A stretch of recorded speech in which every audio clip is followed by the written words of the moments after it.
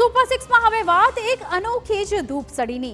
અયોધ્યામાં રામલલાની પ્રતિષ્ઠાનો અવસર નજીક આવી રહ્યો છે અને આ અવસરને ખાસ બનાવવા જ આપણા ગુજરાતમાં તૈયારી જોશોરથી ચાલી રહી છે।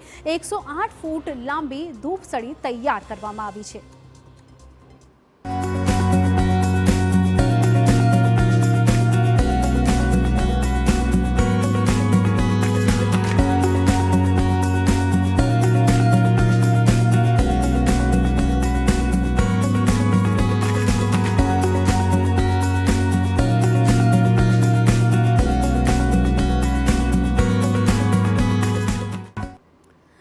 जी हाँ, अयोध्याना राम मंदिर में मूर्ति प्रतिष्ठानी घड़ी नजीक आवी रही है और आ मंदिर में सुवास पाथरवा गुजरात में तैयार थई है सौथी मोटी धूपसड़ी। लगभग 108 फूट लंबाई और 3.5 फूटनो घेरावो धरावती आ धूपसड़ी वडोदराना तलसारीना रामभक्त विहाभाई भरवाड़े तैयार करी है, जेने भव्य शोभायात्रा साथे वडोदराथी अयोध्या पहोंचाडवामां आवशे। लगभग 5.5 लाख रूपियाना खर्चे आ विशाल धूपसड़ीનું निर्माण कराયું છે અને તેમાં સંપૂર્ણપણે પ્રાકૃતિક સામગ્રીનો જ ઉપયોગ કરાયો છે। ગુગળ ધૂપ, ગાયનું શુદ્ધ ઘી, ગાયનું છાણ, કોપરાનું છીણ તેમજ અન્ય હવન સામગ્રીઓને મિશ્રિત કરીને આ ધૂપસળી તૈયાર કરવામાં આવી છે।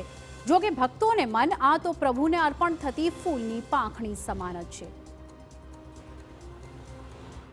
રામ જન્મભૂમિની અંદર જ્યારે ભગવાન રામનું ભવ્ય મંદિર બનતું હોય અને અમે કંઈ ના કરીએ એવું બને નહીં, ત્યારે મને એવો વિચાર આવ્યો કે 108 ફૂટ લાંબી અને 3.5 ફૂટ ગોળાઈવાળી એક ભવ્ય ધૂપસળી બનાવી અગરબત્તી અને યોધ્યા લઈ જઈએ।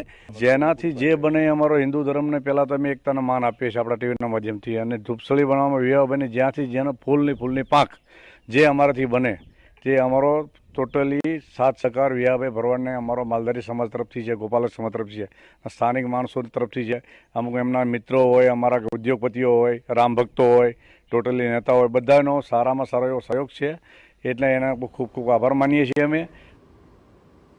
આ વિશાળ ધૂપસળી બનાવવા માટે ગીર ગાયનું 91 કિલો શુદ્ધ ઘી, 376 કિલો ગુગળ ધૂપ, 280 કિલો જવ, 280 કિલો તલ, 376 કિલો કોપરાનું છીણ, 425 કિલો હવન સામગ્રી તેમજ 1475 કિલો ગાયના છાણાનો ઉપયોગ કરાયો છે। એટલે કે રામ મંદિર માટે લગભગ 3400 કિલો વજનની ધૂપસળી તૈયાર કરવામાં આવી છે।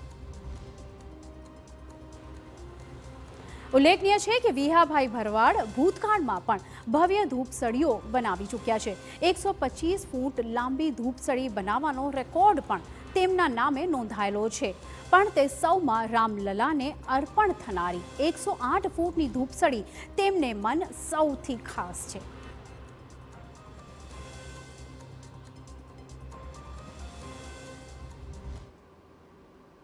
આ સાથે જ આગળ વાત કરીશું રામલલાના પાદુકાની, પણ એક બ્રેક બાદ।